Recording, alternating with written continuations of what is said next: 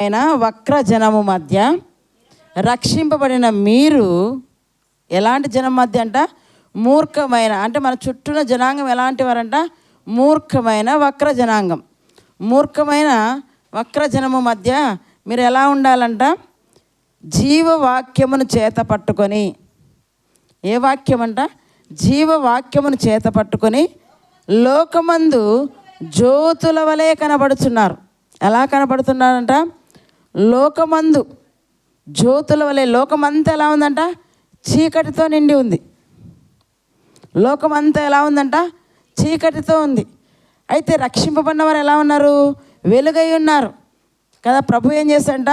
చీకటిలో నుండి మిమ్మల్ని ఆశ్చర్యకరమైన తన వెలుగులోనికి ఆయన పిలిచాడు.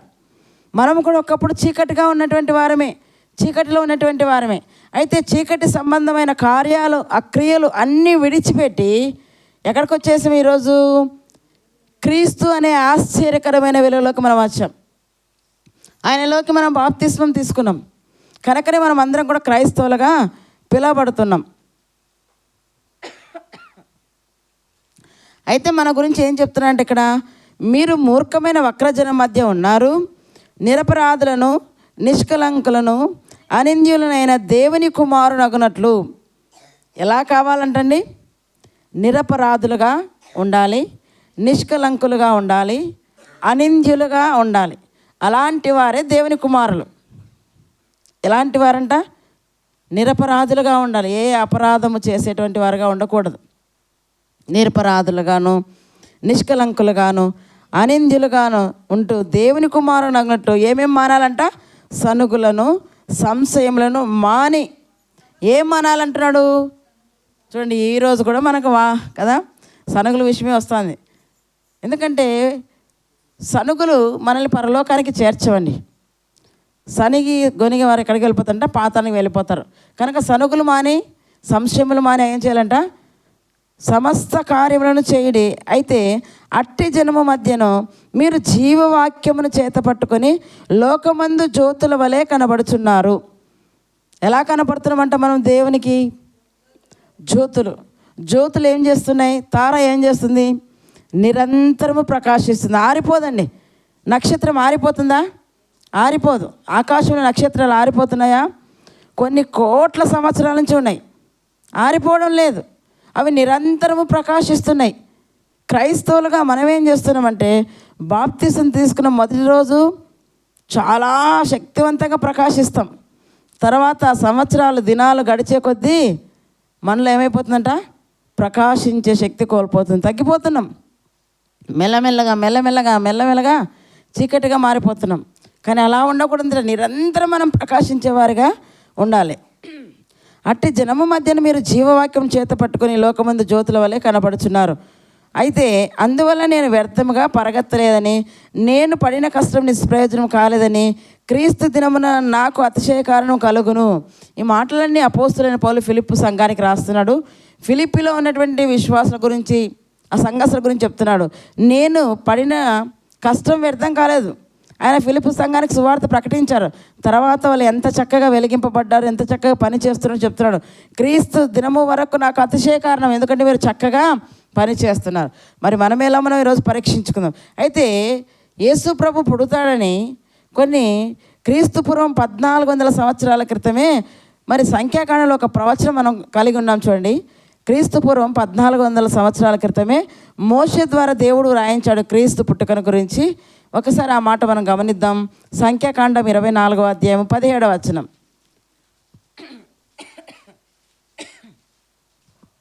సంఖ్యాకాండం 24వ అధ్యాయం 17వ వచనం. 17వ వచనం. ఆయనను చూచుచున్నాను కానీ ప్రస్తుతం ఉన్నట్టు కాదు, ఆయనను చూచుచున్నాను కానీ సమీపమున్నట్టు కాదు. నక్షత్రము యాకోబులో ఉదయించును, రాజదండం ఇశ్రాయేలు నుండి లేచును, అది మోయాబు ప్రాంతంలో కొట్టును, కలహవీరులందరినీ నాశనము చేయును. ఏం చూస్తున్నాడంట మోషే? దూరము నుండి ఆయన ఒకటి గమనిస్తున్నాడు. భవిష్యత్తులో జరగబోయేది ఆయన చెప్తున్నాడు. అయితే భవిష్యత్తులో ఏం జరుగుతుందంటే, నక్షత్రము యాకోబులో ఉదయించును. నక్షత్రం ఎక్కడ ఉదయిస్తుందంట?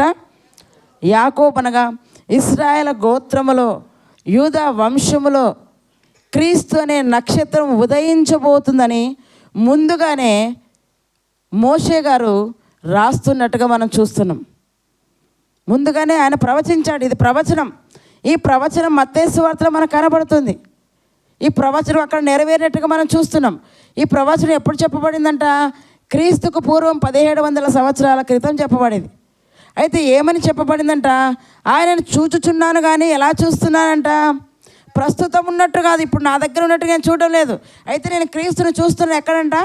ప్రస్తుతం మనతో ఉన్నట్టు కాదు, ఆయన ఉన్నాడు, భవిష్యత్తు కాలం రాబోతున్నాడు. అయితే ఎలా రాబోతున్నాడు కూడా ఇక్కడ చెప్తున్నాడు చూడండి. ఆయనను చూచుచున్నాను కానీ ప్రస్తుతం ఉన్నట్టు కాదు, ఆయనను చూచుచున్నాను కానీ సమీపం ఉన్నట్టు కాదు, నక్షత్రము యాకోబులో ఉదయించును. ఇశ్రాయేలు వంశం నుండి నక్షత్రం ఉదయించునని, ఈయనే రియల్ స్టార్, ఈయనే కదా నక్షత్రము. అందుకే ఆయన నక్షత్రం అని బైబిల్లో ప్రస్తావించబడిందండి. ఏ నక్షత్రం అంట? ఆయన నక్షత్రం. ఆయనకు సంబంధించి నిజంగా ఒక్కొక్కరికి సంబంధించిన నక్షత్రాలు ఎక్కడ ఉన్నాయంట? ఆకాశంలో ఉన్నాయి. అప్పుడప్పుడు మన మాటల్లో కూడా చూడండి, మనం ఏమంటుంటాం? ఎవరైనా వచ్చి మనల్ని పలకరిస్తే ఏమంటుంటే, నా స్టార్ ఇంకా రాలేదు, నా స్టార్ ఇంకా తిరగలేదు. అంటే తెలియకనే మనం ఏం చెప్తున్నాం? నా స్టార్ ఇంకా రాలేదు, తిరగలేదు అంటుంటాం. అయితే ఇక్కడ మనం గమనించాలి, యేసు ప్రభువు వారు పుట్టినప్పుడు ఒక తార, ఒక నక్షత్రం అక్కడ ఉదయించినట్టుగా మనం చూస్తున్నాం. ఆ నక్షత్రం ఎవరికి సంబంధించిందంట? క్రీస్తుకు సంబంధించి. అందుకే ఆయన నక్షత్రం అనే మాట మనం గమనిస్తున్నాం. చూడండి, మత్తయి సువార్త మనం గమనించినట్లయితే, మత్తయి సువార్త 2వ అధ్యాయము మొదటి 2 వచనాలు మనం చదువుకుందాం. రాజైన హేరోదు దినముల యందు యూదాదేశం బెత్లెహేములో యేసు పుట్టిన పిమ్మట ఇదిగో తూర్పు దేశపు జ్ఞానులు యెరూషలేమునకు వచ్చి ఏం చేశారంటండి? యేసు పుట్టిన పిమ్మట ఇదిగో తూర్పు దేశపు జ్ఞానులు యెరూషలేమునకు వచ్చారు. యూదుల రాజుగా పుట్టినవాడు ఎక్కడ ఉన్నాడు? తూర్పు దిక్కున మేము ఆయన నక్షత్రమును చూచి ఆయనను పూజింపవచ్చితమని చెప్పిరి. ఎక్కడి నుంచి వచ్చారంట ఈ జ్ఞానులు? తూర్పు దేశంలో వారు ఉన్నప్పుడు వారు, ఈ జ్ఞానులకి ఏం పని చెప్పండి? ఎప్పుడు ఖగోళ శాస్త్రజ్ఞులు. వీళ్ళ ఎవరంట? ఖగోళ శాస్త్రజ్ఞులు. ఎప్పుడు కూడా ఆకాశంలో ఏం జరుగుతుందో అనేది వారు చూస్తుంటారు. అయితే వారు పరిశీలించినప్పుడు ఆకాశంలో ఉన్న నక్షత్రాలకు అన్నిటికంటే ప్రత్యేకమైన ఒక తార అక్కడ వెలిసింది, ప్రత్యేకమైన ఒక నక్షత్రం అక్కడ వెలిసింది. అంటే ఎవరో గొప్ప వ్యక్తి అక్కడ పుట్టాడు. ఇది బైబిల్ గ్రంథంలో రాయబడింది, సంఖ్యాకాండంలో రాయబడింది. భవిష్యత్తులో కదా, ఇప్పుడు నేను ప్రస్తుతం ఉన్నట్టు కాదు కానీ, సమీపం ఉన్నట్టు కాదు కానీ, అయితే యాకోబులో నక్షత్రం ఉదయించబోతుందనే మాట ఇక్కడ నెరవేరుతుంది. కనుకనే ఆకాశంలో నక్షత్రాల కంటే ప్రత్యేకంగా ఈ నక్షత్రం ఉందనేసి తూర్పు దేశపు జ్ఞానులు పరిశీలించి ఆ నక్షత్రాన్ని పట్టుకొని ఎక్కడికి వచ్చేసారంట? యెరూషలేములోకి వచ్చారు. అక్కడికి వచ్చి ఎవరిని అడుగుతున్నారంట? హేరోదుని అడుగుతున్నారండి. యూదుల రాజుగా పుట్టినవాడు ఎక్కడ ఉన్నాడు? అప్పటికి ఎవరు రాజు అక్కడ? హేరోదే. అప్పుడు ఎవరు రాజు అక్కడ? హేరోదే. రాజు దగ్గరకు వచ్చి మరొక రాజును గురించి అడుగుతున్నాడు. ఆయన అనుకున్నాడు, నేను కదా రాజును, ఇప్పటి వరకు ఈ క్షణం వరకు నేను కదా ఇశ్రాయేల్ అందరినీ నేను పరిపాలిస్తున్నాను, మరి నన్ను రాజు అనకుండా, నాకు తెలియకుండా రహస్యంగా ఇంకొక రాజు ఎవరైనా ఉన్నారా? నాకు తెలియకుండా రహస్యంగా ఎవరైనా రాజు అయ్యారా అని ఆయన ఆలోచిస్తున్నాడు. వాళ్ళు అడిగే చూడండి, ఏమంటున్నారంట? యూదుల రాజుగా పుట్టినవాడు ఎక్కడ ఉన్నాడు? తూర్పు దిక్కున మేము ఆయన నక్షత్రమును చూచి. ఏం చూశారండి వాళ్ళు? ఆకాశంలో నక్షత్రాన్ని చూసి ప్రయాణం చేశారు. ఎక్కడికి ప్రయాణం చేశారు? యెరూషలేముకు ప్రయాణం చేశారు. ఆకాశంలో నక్షత్రం. మనం భూమి మీద కనబడే వాటిని పట్టుకుని నడవలేం. మనకి ఏదైనా ఒక ఊరికి వెళ్ళండి, ఆ ఊర్లో పలానా అడ్రస్కి వెళ్ళండి, అడ్రస్ చీటీ మనకి ఇచ్చినా కూడా ఏం చేస్తామండి? తడువులాడతాం. అడ్రస్ చిక్కుతుందా మనకు? అడ్రస్ ఆల్రెడీ పేపర్ చేతిలో ఉన్నా కూడా అడ్రస్ కోసం తిరిగి విసిగి వేసారిపోతాం. కానీ వాళ్ళ అడ్రస్ ఎక్కడుంది? ఆకాశంలో కనపడుతుందండి నక్షత్రం. ఆకాశం వైపు చూస్తూ ముందుకు నడుస్తున్నారు. ఆ నక్షత్రం ఎంత చక్కగా చూడండి, జ్ఞానులను నడిపిస్తుందండి. ఆ నక్షత్రం ఏం చేస్తుందంట? జ్ఞానులను నడిపిస్తుంది. ఇవి విన్నవారికి కాస్త వెర్రితనంగా ఉండొచ్చు, కానీ నిజమేనండి. బైబిల్ చెప్పిందంటే అది సత్యం. బైబిల్ చెప్పిందంటే అది సత్యం. ఆకాశంలో నక్షత్రాన్ని చూసి జ్ఞానులు నడుచుకుంటూ వచ్చారంటండి. ఎంత చక్కగా ఎక్కడికి వచ్చారంట? యెరూషలేముకే వచ్చారు, రాజు దగ్గరకు వచ్చారు. వచ్చి ఏమడుగుతారంట, యూదుల రాజుగా పుట్టినవాడు ఎక్కడ ఉన్నాడు? మేము ఎక్కడ చూసామో తెలుసా? ఆకాశంలో, మా దేశంలో మేమున్నప్పుడు ప్రత్యేకమైన నక్షత్రం అక్కడ వెలిసింది. అంటే ఎవరో గొప్ప వ్యక్తి పుడతాడు. మరి చరిత్రలు మేము తిరగవేసినప్పుడు సంఖ్యాకాండంలో ఈ ప్రవచనం ఉంది. ఆ ప్రవచనం నెరవేరిందంటే ఇక్కడ నక్షత్రం పుట్టింది. అందుకే మేము యూదుల రాజుగా పుట్టిన వాడిని చూడడానికి వచ్చాము. ఎక్కడైనా అడిగితే ఆయనకే తెలియదు. హేరోదుకు తెలుసా? తెలియదండి కదా. అక్కడ మనం గమనిస్తే ఏమో చూడండి, యూదుల రాజుగా పుట్టినవాడు ఎక్కడున్నాడు? తూర్పు దిక్కున మేము ఆయన నక్షత్రమును చూచి ఆయనను పూజింపవచ్చితిమి. ఏం చేశారంటే ఆయన నక్షత్రాన్ని చూచి ఆయనను పూజింపవచ్చితిమి. ఎవరైనా? ప్రభు అయినా యేసుక్రీస్తు. కలిగిందంతా ఆయన లేకుండా కలగలేదండి. సమస్తం ఆయన మూలంగా కలిగింది. కలిగిందంతా ఎలా కలిగింది? ఆయన మూలంగా కలిగింది. అలాంటి ప్రభు అయిన యేసుక్రీస్తు వారిని చూడడానికి వారు ఏం చేశారంట?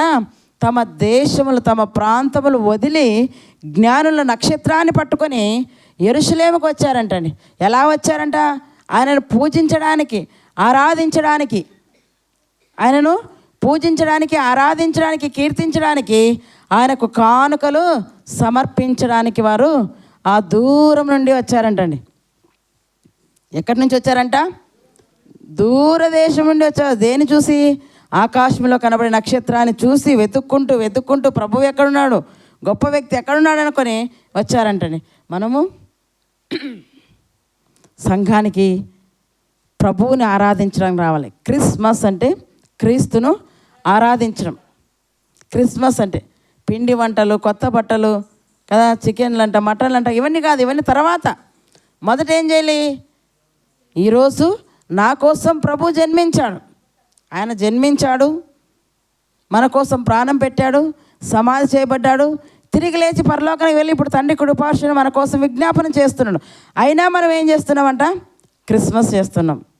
ఎందుకు? మంచిదే, నేను చేయొద్దడం కాదు. కానీ ఎందుకు చేయాలి? నక్షత్రంతో మనకు పాఠం నేర్పిస్తున్నాడు. నక్షత్రం జ్ఞానులు నడిపించింది. మీరేం చేయాలంట? మూర్ఖమైన వక్రజనం మధ్య జీవవాక్యాన్ని చేత పట్టుకొని అనేకులను ఎక్కడికి నడిపించాలంట?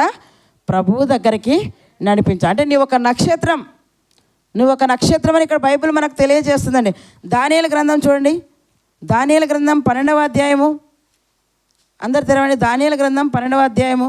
మనం ఎవరని ఇక్కడ బైబిల్ మనకు తెలియజేస్తుందంటే దానియేలు గ్రంథం 12వ అధ్యాయం. అందరు తెరవండి. 3వ వచనం.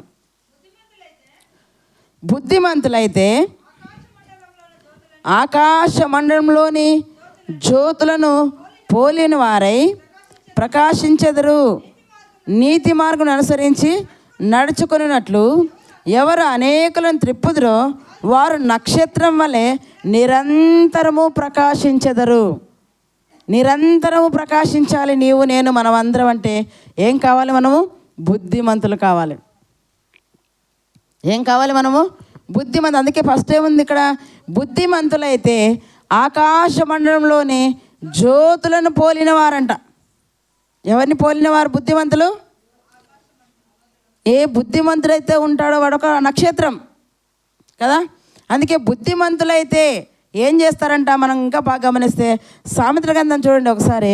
24వ అధ్యాయము, 15వ అధ్యాయం 24వ వచనం అండి. సామెతల గ్రంథం 15వ అధ్యాయం. ఈ బుద్ధిమంతులు చేసే పని ఏంటో అక్కడ చెప్తున్నాడు. అందరు తిరవండి, అందరు చూడండి. క్రిందనున్న పాతాళమును తప్పించుకున్న వల్లని బుద్ధిమంతుడు పరమునకు పోవు జీవ మార్గమును నడుచుకొనును. క్రిందనున్న పాతాళాన్ని తప్పించుకోనంటే బుద్ధిమంతుడు ఏం చేస్తారంట? పరమునకు పోవు జీవ మార్గమున నడుచుకొనును. ఇక్కడ ఏముంది? దానియేలు గ్రంథంలో బుద్ధిమంతులైతే ఆకాశ మండలంలోని జ్యోతులను పోలినవారు. నీవు ఒక స్టార్ అంటున్నాడు ఇక్కడ దేవుడు. నీవు, నేను, మనమందరం కూడా ఏంటంట? స్టార్స్. మనం ఏం చెప్తాం? మనం స్టార్స్ అనే సంగతి మర్చిపోయి ఏ మెగాస్టార్కో ఫ్యాన్ అవుతాం కదా, ఏ సూపర్ స్టార్కో ఫ్యాన్ అవుతాం ఏవో స్టార్స్ ఉన్నాయి కదా మనకు లోకంలో, ఆ స్టార్స్కి ఫ్యాన్ అవుతాం. అసలు నువ్వే స్టార్ అని బైబిల్ చెప్తుంది, నువ్వేమో ఇంకో స్టార్కి ఫ్యాన్ అవుతున్నావు. బైబిల్ ఏం చెప్తుందంట, నీవే రియల్ స్టార్ కదా, నీవే స్టార్స్. నీ రియల్ స్టార్ ఎవరై ఉండాలో తెలుసా? యేసు ప్రభు వారే. ఆయన పుట్టినప్పుడు తూర్పు దేశపు జ్ఞానులు ఏం చేశారంట, ఆకాశంలో నక్షత్రాన్ని చూశారు. ఆ నక్షత్రం ఎవరిదంట? ఆయన నక్షత్రం. నీవు నేను కూడా నక్షత్రం, నీవు నేను కూడా ఒక తార, నీవు నేను కూడా దేవుని కోసం ప్రకాశించాలి. అదే చెప్తున్నాడు. బుద్ధిమంతులైతే అంటున్నాడు చూడండి, బుద్ధిమంతులైతే ఆకాశ మండలంలోని జ్యోతులను పోలిన వారై ప్రకాశించెదరు, ఆరిపోరు. బుద్ధిమంతులు ఏం చేస్తున్నాడంట? 15వ అధ్యాయం మనం చూసుకున్నట్లయితే, క్రిందనున్న పాతాళమును తప్పించుకోవాలని ఆ జీవ మార్గమున నడుచుకుంటున్నాడంటండి. క్రింద పాతాళం ఉందనే సంగతి ఎవరికి తెలుసు? బుద్ధిమంతులకు. పాతాళం ఉన్న సంగతి బుద్ధిమంతులకు తెలుసు కనుక నిరంతరం ఏం చేస్తున్నాడంట? జీవ మార్గాన నడుస్తున్నాడు. ఎలా నడుస్తున్నాడంట? నిరంతరం. ఎందుకంటే ఏ క్షణాన ఏ దినాన నేను ప్రభువు మర్చిపోతానో, ఈ జీవ మార్గం నడవకుండా నా సొంత మార్గాన్ని నడుస్తానో, ఆ రోజు నా మరణం వస్తే నేను ఎక్కడ పాతాళానికి వెళ్ళిపోతాను అనేసి ఏం చేస్తున్నాడంటే ఈ బుద్ధిమంతుడు నిరంతరము జీవవాక్యాన్ని చేత పట్టుకొని మూర్ఖమైన వక్రజనము మధ్య క్రిందనున్న పాతాళాన్ని తప్పించుకోవాలని నడుస్తున్నాడంటండి. ఎక్కడ నడుస్తున్నాడంట? జీవ మార్గంలో నడుస్తున్నాడు. మరి ఈరోజు మనం అందరం కూడా ఎలా ఉండాలని బైబిల్ సెలవిస్తుంది మనకు? బుద్ధిమంతులుగా. బుద్ధిమంతులు అయితే ఎలా ఉంటారంట? ఆకాశ మండలంలోని జ్యోతులను పోలిన వారై. అయితే బుద్ధిమంతులు చేసే పని ఏంటో చూడండి. బుద్ధిమంతులు అయితే ఆకాశ మండలంలోని జ్యోతులను పోలిన వారై ప్రకాశించెదరు. నిరంతరం అంట చూడండి, నిరంతరం ఏమంట? నిరంతరం మరి ఎలా నడుస్తుందంట?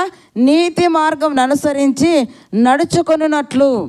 నిరంతరం నీతి మార్గం అనుసరించి నడుచుకున్నట్లు ఎవరు అనేకులను త్రిప్పుదురో వారు నక్షత్రం వలె నిరంతరము ప్రకాశించెదరు. ఎలా ప్రకాశిస్తారంటే అలాంటి వారు? నిరంతరము నక్షత్రము. నక్షత్రం ఎప్పుడు కూడా ఒకరోజు ప్రకాశించకుండా ఉండడానికి అనడానికి లేదండి. కొన్ని కోట్ల సంవత్సరాల నుంచి నక్షత్రాలు కదా, సూర్యుడు చంద్రుడు ఏం చేస్తారంట? వెలుగును వేడిని ఇస్తున్నారు. మనం గమనిస్తే నక్షత్రం ఏం చూపిస్తుంది? ఇప్పుడు జ్ఞానులకు దారి చూపిస్తుంది. నక్షత్రం ఏం చేస్తుందంట? నడిపిస్తుంది. నక్షత్రం ఏం చేస్తుంది? ఇక్కడ దారి చూపించేదిగా ఉంది, నడిపించేదిగా ఉంది, అనేకులకు వెలుగిచ్చేదిగా ఉంది. ఇలా ఈ రీతిగా నీవు ఉండాలి. నీవు కూడా అనేకులకు వెలిగిచ్చేవాదానిగా, లేదా వెలిగిచ్చేవాడిగా, నడిపించేవాడిగా, దారి చూపేవాడిగా ఉండాలి. ఎవరికి దారి చూపాలి? నశించిపోతున్న వారికి.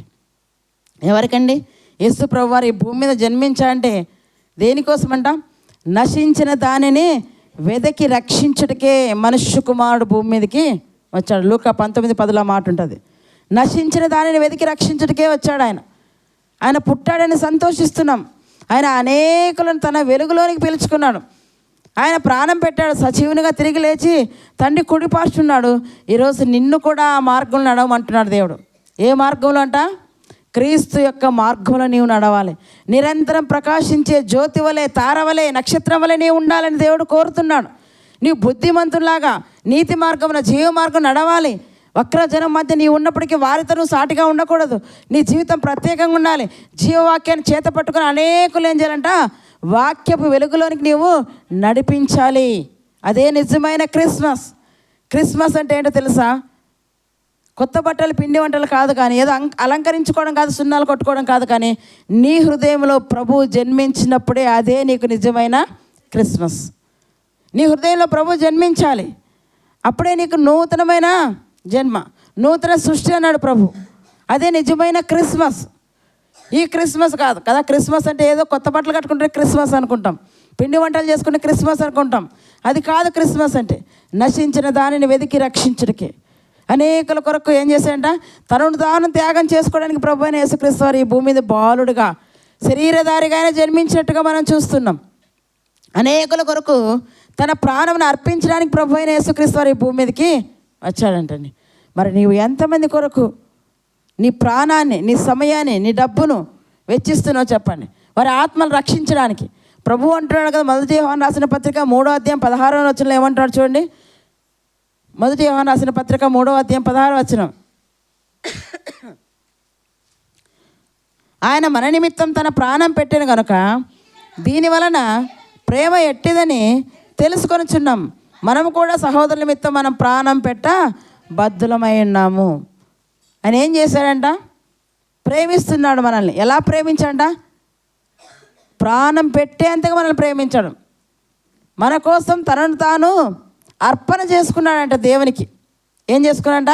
అర్పణగా తన దేహాన్ని అర్పించేశాడు.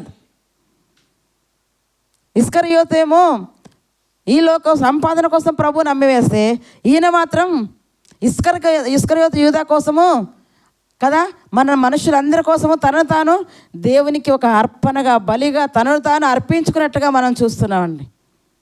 కనుక క్రీస్తు యొక్క జన్మను మనం జ్ఞాపకం చేసుకోవాలంటే ప్రభు ఎందుకోసం వచ్చాడంట? భూమిని మీద సమాధానం లేనటువంటి వారికి సమాధానం ఇవ్వడానికి, నశించిపోతున్న వారిని వెతికి రక్షించడానికి ఆయన భూమి మీదకి వచ్చినట్టుగా మనం చూస్తున్నాం. మనం కూడా ఏం చేయాలి? మన చుట్టుపక్కల వారు ఎంతోమంది నశించిపోతున్నారు.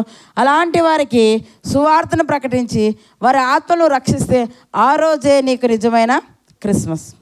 ఒక ఆత్మ రక్షింపబడింది అనుకో, నిజమైన సంతోషం. దేవుని కూడా పరలోకంలో తన దూతలతో ఎలా ఉంటాడంట? సంతోషిస్తాడంటండి. కనుక మనం ఎలా ఉండాలంట? నిరంతరం ప్రకాశించు జ్యోతుల వలె ఉండాలంట కదా. భూమి మీద ఉన్న నీవు ఏం చేయాలంట? జీవంగల దేవుని తెలుసుకొని అనేకులు ఏం చేయాలంట? యేసు వైపునకు నీవు నడిపించాలి. కనుక నీవొక స్టార్, నీవొక స్టార్, నీవొక స్టార్. మనం అందరం కూడా ఎవరంట? స్టార్స్, తారలం. తార వెలిగింది అంటున్నాం, తార నడిపించింది అనుకుంటున్నాం. మనమే స్టార్స్, మనమే తారంటే మనం ఎంతమందిని ప్రభువు వైపు నడిపిస్తున్నాం? ఆరిపోయే తారలుగా ఉన్నామా? ఎలా ఉన్నాం మనం? ఒకసారి పరీక్షించుకోవాలి ఈ క్రిస్మస్ పర్వదినాన కదా. ఇంటి మీద స్టార్ పెట్టుకుంటున్నాం, ఇంటిలో మాత్రం వెలుగులేదు. స్టార్ ఎక్కడుందంట? ఇంటి పైన ఉంది, ఇంటిలో వెలుగులేదు. ఇంటిలో అంతా చీకటే. ఎందుకమ్మా మేము బాగాలని ట్యూబ్లైట్లు వేసి ఉంటాం? ఆ వెలుగు కాదు ప్రభు చెప్తుంది. అంధకారమైన నీ మనస్సు మారి కదా వెలుగులోనికి రావాలి. మనస్సు అంతా అంధకారంతో నిండిపోయింది. నీ మనస్సులో ప్రభువుకు చోటిస్తే ఆ రోజే నీకు నిజమైన క్రిస్మస్. ఆ రోజే నీవు వెలిగింపబడతావు. ఎన్ని స్టార్స్ పెట్టుకున్నా కాదు, ముందు నువ్వు మారాలి, నీ బ్రతుకు మారాలి, నీ జీవితం మారాలి. ఆ రోజే నిజమైన క్రిస్మస్ అని ప్రభువు సెలవిస్తారు. కనుక మనం ఎలా ఉండాలంట? బుద్ధిమంతులైతే ఆకాశమండలంలో జ్యోతులను పోలిన వారై ప్రకాశించెదరు. నీతి మార్గం అనుసరించి నడుచుకున్నట్లు ఎవరు అనేకులను త్రిప్పుదురో వారు ఎలా ఉన్నారంట? నక్షత్రము వలె నిరంతరము ప్రకాశించెదరు. నక్షత్రం వల్లే కదా నువ్వు వెలిగింపబడాలని దేవుడు ఏం చేశాడంట? దివ్య వాక్యాన్ని నీ చేతికి ఇచ్చాడండి. ఆ వాక్యం ఏమని చూసుకున్నాం మనం? ఫిలిప్పీ రాసిన పత్రిక 2వ అధ్యాయంలో జీవవాక్యం. ఆ వాక్యము దివ్యవాక్యం, జీవవాక్యం. ఆ జీవవాక్యాన్ని చేత పట్టుకొని నిరంతరం నువ్వేం చేయాలంట? ప్రకాశించేవాడిగా నీవు ఉంటూ అనేకులను వెలిగించాలి. మనుషులు వెలిగించేది కేవలం వాక్యము తప్ప ఇంకేది కూడా వెలిగింపలేదు. నువ్వు ఎన్ని ఇచ్చినా కూడా ప్రేమ లేని వాడనైతే వ్యర్థుడన్నాడు 1 కొరింథీ 13వ అధ్యాయం మనం గమనిస్తే కదా. ఏమంటాడు చూడండి పౌలు గారు అక్కడ మనం గమనిస్తే, కొరింథీయులకు రాసిన మొదటి పత్రిక 13వ అధ్యాయంలో మనం చూసుకున్నట్లయితే స్టార్టింగ్ నుంచి, కొరింథీయులకు రాసిన మొదటి పత్రిక 13వ అధ్యాయం నుంచి చూసుకుందాం. మొదటి వచనం, మనుష్యుల భాషలతోనైనను దేవదూతల భాషలతోనైనను నేను మాట్లాడను, ప్రేమ లేని వాడనైతే మ్రోగెడి కంచును గనగనలాడు తాళమును ప్రవచించు కృపావరములు కలిగినను మర్మములన్నీ జ్ఞానమంతా ఎరిగిన వాడును కొండలను పెకలింపగల పరిపూర్ణమైన విశ్వాసం గలవాడనైనా ప్రేమ లేని వాడనైతే నేను వ్యర్థుడను. మీరు గమనించాలి, ఇక్కడ ఏమంటాడంట? మనుషుల భాషలతోనూ దేవదూతల భాషలతో నేను మాట్లాడాను, ప్రేమ లేని వాడినైతే వ్యర్థుడు అంటున్నాడు. మ్రోగిడి కంచును గనగనలాడు తాళమునయందును ప్రవచించు కృపావరం కలిగి మరములన్నీ జ్ఞానమంతా ఎరిగిన వాడినేను కొండలను పెకిలింపగల పరిపూర్ణ విశ్వాసం గల వాడినేను ప్రేమ లేని వాడినైతే నేను వ్యర్థుడను. బీదల పోషణ కొరకు నా ఆస్తి అంతయు ఇచ్చినను, కాల్చబడుటకు నా శరీరం అప్పగించినను, ప్రేమ లేని వాడినైతే నేను నాకు ప్రయోజనమేమి అని అంటున్నాడండి. ఇంతకు ప్రేమ ఉంటే ఇస్తామా, ప్రేమ లేకుంటే ఇస్తామా చెప్పండి? ప్రేమ ఉంటేనే ఇతరులకు సహాయం చేసేది, ప్రేమ ఉంటేనే మన సమస్తం ఆస్తిని అంతా కూడా ఇతరులకు రాసి. నేనేమంటంట? ప్రేమ లేని వాడినైతే అంటాను, బీదల పోషణ కొరకు నా ఆస్తి అంతా ఇచ్చిన. బీదల ఈరోజు కదా క్రిస్మస్ సందర్భంగా ఏం చేస్తారంటే అనేకులు బీదలకు ఏం చేస్తుంటారు? దుప్పట్లు పంచడం, చీరలు ఇవ్వడం, భోజనాలు పెట్టడం. ఒక్కరోజుతో కాదు, చాలామంది ఎక్కువగా క్రిస్మస్ రోజే చేస్తారు కదా. క్రిస్మస్ అంటేనే ఇవ్వడం. క్రిస్మస్ అంటే ఏంటంట? ఇవ్వడం. ప్రభు ఏమిచ్చాడు? తండ్రి ఏమిచ్చాడు? మనందరి కోసము తన కుమారుణ్ణి త్యాగం చేశాడు. నిజంగా తన కుమారుడు ఈ భూమి మీద రాకపోతే మన బ్రతుకులు ఏమయ్యాయో మనకు తెలియదు. తన కుమారుని మన కోసం త్యాగం చేస్తాడు. క్రిస్మస్ కానీ ఇవ్వడం అనేసి అందరూ ఏం చేస్తారంటే ఈ క్రిస్మస్ దినాల్లోనే ఏం చేస్తారంట? బెడ్షీట్లు ఇవ్వడము, స్వెటర్లు ఇవ్వడము, భోజనాలు పెట్టేయడము కదా, ఏవేవో పంచుతుంటారు. మంచిదే. ఒక్కరోజుతో ఏదో క్రిస్మస్ మాసంలో పంచేది మాత్రమే కాదు, నిరంతరము చేయాలి. నువ్వు ఏం చేసినా ఎలా చేయాలంట? నిరంతరము దేవుని కోసము చేయాలి. నిరంతరం దేవుని కోసం నువ్వు త్యాగం అవ్వాలి. ఏదో క్రిస్మస్ నెల వచ్చి మళ్ళీ క్రిస్మస్ నెలకు వచ్చినప్పుడు చేసేది కాదు. నిరంతరం దేవుని పని అంటే నువ్వు నిరంతరం చేసేవాడిగా ఉండాలి. అందుకే ఇక్కడ ఏమంటారంట? ప్రేమ లేని వాడినైతే బీదల పోషణ కొరకు నా ఆస్తి అంతా ఇచ్చినను, కాల్చబడటకు నా శరీరం అప్పగించినను, ప్రేమ లేని వాడినైతే నాకు ప్రయోజనం లేదంటాడు. మా ఆస్తి అంతా ఇచ్చినప్పుడు ప్రేమ ఉండిస్తారా? ప్రేమ లేకుండా ఇస్తారా? ప్రేమ ఉంటే కదా. మరి ప్రేమ లేనంటే అర్థం ఏంటి? ఆస్తి ఇస్తే, ఆహారం పెడితే ఆ పూటకే కడుపు నిండుతుంది. అవునా? ఒక పూట ఆహారం ఇచ్చావు, నువ్వు ఇచ్చిన బెడ్షీట్లు కానీ, నువ్వు ఇచ్చిన చీరలు కానీ, నువ్వు పెట్టిన భోజనం కానీ ఎంతవరకు ఉపయోగపడతా? కొంతవరకే. అవి తిన్నా ఇప్పుడు భోజనం పెట్టడానికి మరో పూటకు ఖచ్చితంగా ఆకలి అవుతుంది. ఇప్పుడు వస్త్రాలు ఇచ్చాను కొద్ది రోజులు పెడితే మళ్ళీ అవి చినిగిపోతాయి. కానీ వాటన్నిటికంటే నువ్వు ఏమి ఇవ్వాలో తెలుసా? వాక్యముని ఇవ్వాలి. వాక్యం ఏం చేస్తుంది తెలుసా? ఆత్మల్ని రక్షించేంత శక్తి కలిగింది వాక్యం. వాక్యం ఉందంట, ఆత్మలను రక్షించేంత శక్తి కలిగింది వాక్యం. కనుకనే అంటాడు ప్రేమ లేనివాడంటే అర్థం ఏంటంటే ఇవన్నీ నేను ఇచ్చిన ఎదుటివానికి వాక్యం చెప్పకపోతే ఆ వ్యక్తి ఇవన్నీ భూమి మీద ఉన్నప్పుడు అనుభవించి చనిపోతే ఎక్కడికి వెళ్ళిపోతారు? తిరిగి పాతాళానికి వెళ్ళిపోతారు. ఇప్పుడు ఆ వ్యక్తి పాతాళం నుండి ఆ నరకం నుండి తప్పింపాలంటే ఏం కావాలి? ఆ వ్యక్తికి నేను ఇచ్చే ఆస్తి కాదు, నేను ఇచ్చే వస్త్రాలు కాదు, నేను పెట్టే భోజనం కాదు. ఏం కావాలి? వాక్యము కావాలి. ఏం కావాలి? వాక్యం. ఒక వాక్యం వారికి చెప్పామా, ఒక మాట దేవుని మాట వారికి చెప్పామా, వారి హృదయాలు మార్చేస్తుందండి, మార్చేస్తుంది. ఆ వాక్యానికి అంత శక్తి ఉంది. అందుకంటే ఇవన్నీ ఇచ్చి నేను వాక్యం చెప్పకపోతే నేను ప్రేమ లేని వాడను అంటున్నాను. అన్నీ ఇస్తున్నాను కానీ వాక్యం చెప్పకపోతే ప్రేమ లేని వాడను. నీ బిడ్డలకు అన్నీ ఇస్తున్నావు, నీ బిడ్డలకు ఏం నేర్పించలేదు? వాక్యం నేర్పించలేదు. అన్నీ కోరిందల్లా కదా, అన్నీ ఇస్తున్నావు కానీ ఆ బిడ్డకి ఏం కావాలి? వాక్యం. బిడ్డకు అన్నీ ఇచ్చావు, ఆస్తులు కూడా పెట్టావు, అడిగిందల్లా ఇస్తున్నావు, కానీ బిడ్డ చనిపోతే ఎక్కడికి వెళ్తుంది? ఏ రోజున ఆలోచించావా? చనిపోతే ఎక్కడికి వెళ్తుంది? నేను విశ్వాసుడు కదా, నేను మంచి భక్తిపరురాలు కదా, మంచి భక్తిపరుని కదా, నేను కదా కోయర్ లీడర్ని కదా, ఏదో నేను పాస్టర్ని కదా అనుకుంటున్నావేమో. కానీ నువ్వు ఎవరైనా సరే నీ బిడ్డకి ఏమి ఇవ్వాలో తెలుసా? వాక్యాన్ని ఇవ్వాలి. నువ్వు ఎదుటి వారికి చేస్తున్న సహాయం కూడా ఎలా ఉండాలి? వారికి ఇస్తూ సహాయం చేస్తే ఏం చెప్పాలి? వారికి వాక్యం చెప్పాలి. వాక్యం చెప్పి అమ్మ ప్రభువు నమ్ముకో, ప్రభు మన కోసం వచ్చాడు, ఆయన పుట్టింది ఎందుకోసం తెలుసా?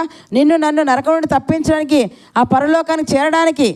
ఆ పరలోకం వెళ్ళాలంటే ఇది ఎవరి చేత కాదు, ఏ పుణ్యకార్యాలు మంచి కార్యాల వల్ల జరగవు ఇవి.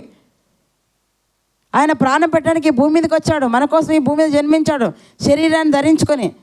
చనిపోతాడని తెలిసి కూడా మన కోసం వచ్చి చనిపోయాడే, అది నిజమైన ప్రేమ. ఆ ప్రేమను కలిగి, ఆ ప్రేమను తెలుసుకుంటే నీవు కూడా రక్షింపడతావు అని మనం చెప్పి ఏదైనా కూడా సహాయం చేయాలంటండి. ఎదుటి వారికి ఎవరికైనా సరే చేస్తున్నప్పుడు చేయొద్దని చెప్పడం లేదు, చేయండి. క్రీస్తు పేరిట అనేక మంచి కార్యాలు చేయాలి. అది ఎలా చేయాలో తెలుసా? మొదట వాక్యం వారికి అందించాలి. ఆయన అన్నీ ఇస్తున్నాడు కానీ ప్రేమ లేని వాడినైతే వ్యర్థుడంటే ఆ ప్రేమ ఏంటంటే తెలుసా? క్రీస్తు వాక్యము ప్రకటించమని నన్ను బలవంతం చేస్తుందంటండి క్రీస్తు ప్రేమ. వాక్యం ప్రకటిస్తే, వాక్యం చేత ఆత్మలు రక్షింపడితే ఆ మనిషి చనిపోయిన ఎక్కడ ఉంటాడట? తండ్రితో పరలోకంలో కూడా ఉంటాడు. కనుక ఏం చేయాలంటే ఈ పర్వదినాన క్రిస్మస్ సందర్భంగా మనం కూడా ఏం చేయాలంట? బుద్ధిమంతుల్లాగా నిరంతరం ప్రకాశించే జ్యోతుల్లాగా ఉండాలని. ఆ జ్యోతులు ఏం చేస్తున్నాయి? ఒక జ్యోతి ఏం చేసిందంటే తార జ్ఞానుల్ని నడిపించింది, మార్గం చూపించింది, చక్కగా ప్రభు ఉన్న స్థలానికి తీసుకొని వచ్చి వారిని విడిచిపెట్టిందండి. 2 సంవత్సరాలండి, దగ్గర సుమారుగా 2 సంవత్సరాలు ఒక నక్షత్రం నడిపించిందండి. కరెక్ట్గా ప్రభు ఉన్న ప్లేస్ తీసుకొచ్చే వారిని విడిచిపెట్టింది. నీవు ఎలా నడిపిస్తున్నావు? నీ ఇంటి వారిని కానీ, నీ పొరుగు వారిని కానీ, నీ చుట్టుపక్కల వారిని కానీ కొంతవరకు నడిపిస్తాం, మళ్ళీ మధ్యలోనే వదిలేస్తున్నావేమో. ఏదైనా సరే కట్టడం అంటే చాలా కష్టం, అవునా? కట్టడం చాలా కష్టం. పడగొట్టడం ఎంతసేపు? 10 నిమిషాలే. పడగొట్టేది ఈజీ ఏదైనా కానీ, కట్టడం చాలా కష్టం. కనుక కట్టడం విషయంలో మనం జాగ్రత్తగా ఉండాలి. ఆత్మలు రక్షించే విషయంలో అవసరమైతే మనల్ని మనం ఏం చేయాలంట? క్రీస్తు మనల కోసం ఏమైపోయాడు? 1 యోహాను 3:16లో తనను తాను బలిగా అర్పించుకున్నాడు.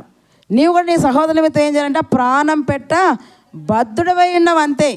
అవసరమైతే నీ ప్రాణం కూడా వారి కోసం పెట్టాలి, త్యాగం చేయాలి.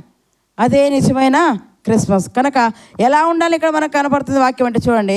జ్ఞానం మత్తయి సువార్త 2:9 మనం గమనిస్తే ఆ నక్షత్రం ఏం చేసిందంటే చూడండి, వారు రాజు మాట విని బయలుదేరి పోచుండగా ఇదిగో తూర్పు దేశమున మనము చూసిన నక్షత్రము ఆ శిశువు ఉండిన చోటికి మీదుగా వచ్చి నిలుచు వరకు వారికి ముందుగా నడిచెను. ఏది నడిచిందండి? నక్షత్రం ఆకాశం నుండి వారిని నడిపిస్తుందంట. ఎక్కడి వరకు? ప్రభువు ఉండిన చోటు వరకు వారిని తీసుకొని వచ్చిందంటండి. ముందుగా జ్ఞానులకు ఏం చేస్తుందంట? ముందుగా ఉండి నడిపిస్తుంది.